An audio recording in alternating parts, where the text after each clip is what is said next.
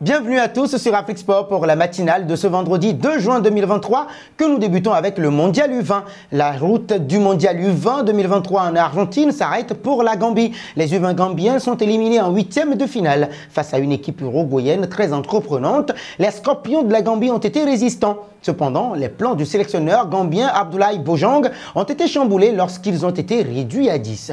Dans le match, les jeunes Gambiens ont énormément subi des assauts de l'adversaire. Après la mi-temps, l'Uruguay a repris les hostilités, gagnant le but de l'ouverture du score à la 65e. Une frappe d'Anderson Duarte a mis la Céleste devant Paebou Danfa, n'ayant pu rien faire dans les buts gambiens. Le parcours héroïque des Gambiens s'achève aux portes des huitièmes de finale du Mondial U20 2023 en Argentine. Après l'élimination du Sénégal, de la Tunisie et maintenant de la Gambie, il ne reste qu'un seul pays africain en lice dans le tournoi, le Nigeria. Parlons d'Hakimi. Au PSG, l'international marocain n'est pas parvenu à tirer son épingle du jeu, notamment après le dernier mondial. Il faut dire que le joueur a connu quelques soucis d'ordre personnel et a en effet été accusé de viol par une jeune femme il y a quelques mois. Malgré sa proximité avec Kylian Mbappé, Achraf Hakimi voudrait sortir de cette mauvaise impasse et songerait à quitter le PSG.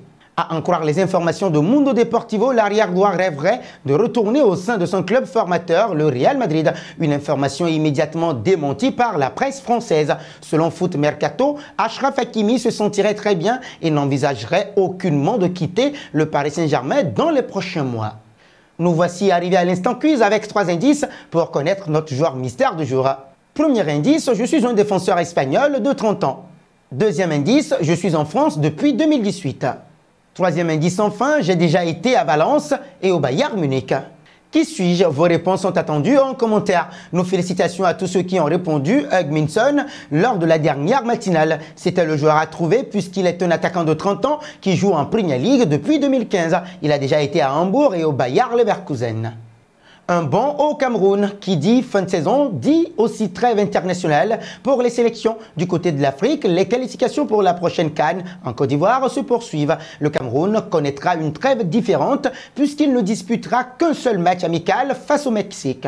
Le Kenya, qui devait affronter les Lions indomptables lors de ce mois de juin, a été disqualifié l'année dernière. Pour ce nouveau rassemblement, Rigobert Song a dévoilé sa liste qui a le mérite de faire réagir. En effet, le sélectionneur camerounais a décidé de ne pas compter sur les stars de l'équipe.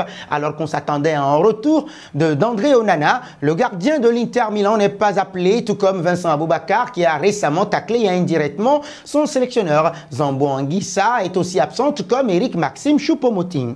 Histoire de sélection également avec le Brésil. Mais où sera Carlo Ancelotti la saison prochaine? L'avenir du technicien italien est toujours aussi flou. Sur le banc du Real Madrid depuis maintenant 3 ans, Carlo Ancelotti était plus que jamais sur le départ en cette fin de saison. Pourtant, il a récemment confirmé qu'il allait bien rester une saison de plus à Madrid, malgré l'intérêt insistant du Brésil qui veut en faire son nouveau sélectionneur. Son avenir semblait donc scellé après ses récentes déclarations. Mais du côté du Real Madrid, la presse espagnole laissait penser qu'Ancelotti s'était peut-être trop avancé et que les Merengues hésitaient encore à continuer avec lui. Et du côté du Brésil, on est visiblement sur la même longueur d'onde puisque le président de la CBF, Ednaldo Rodrigues, a confirmé que Carlo Ancelotti était toujours le choix numéro 1. Il y a beaucoup d'entraîneurs compétents que nous apprécions beaucoup, mais on a notre plan A et il s'appelle Carlo Ancelotti.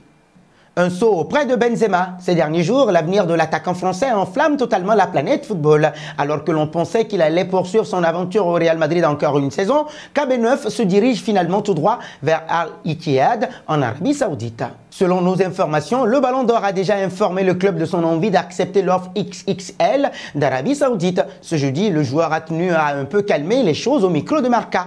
Pourquoi dois-je parler de mon avenir si je suis à Madrid? Ce qui parle en ce moment, c'est Internet. Mais la réalité, ce n'est pas Internet. Je suis à Madrid. Mais cette déclaration qui a sonné comme un démenti pour certains supporters madrilènes n'a pas tardé à faire réagir du côté de l'Arabie Saoudite. Dans la foulée de cette déclaration, la télévision publique saoudienne, qui appartient à l'État, a annoncé que l'attaquant français avait déjà accepté l'offre d'Al-Ittihad et qu'il ne manquait plus que sa signature pour que l'accord puisse être officialisé. Réponse dans les prochains jours. Terminons au PSG ce jeudi. Christophe Galtier se présentait en conférence de presse avant l'ultime match de la saison face à Clermont. Et lors de cette conférence de presse, le technicien français a lâché une petite info sur Lionel Messi expliquant qu'il allait disputer son dernier match au Parc des Princes. J'ai eu le plaisir de diriger le meilleur joueur de l'histoire du football. Demain, c'est son dernier match au Parc des Princes. Une phrase qui a enflammé la presse, sous-entendant que Messi allait bien quitter le Paris Saint-Germain. Devant les nombreuses réactions, le Paris Saint-Germain a tenu à calmer les choses en corrigeant son propre entraîneur. Christophe Galtier s'est mal exprimé en disant que le match contre Clermont serait le dernier de Messi au Parc des Princes avec le PSG cette saison, a précisé le club à l'AFP selon le Parisien. De quoi éteindre l'incendie? Pas sûr, surtout quand on sait que Lionel Messi n'a toujours pas prolongé et arrive en fin de contrat dans quelques jours. Et nous arrivons au terme de cette matinale que nous bouclons avec la question du jour. Que pensez-vous de cette liste de Rigobert Song? Vos réponses sont attendues en commentaire. En attendant, n'hésitez pas à vous abonner sur Afrique Sport pour ne rien manquer du football continental et international.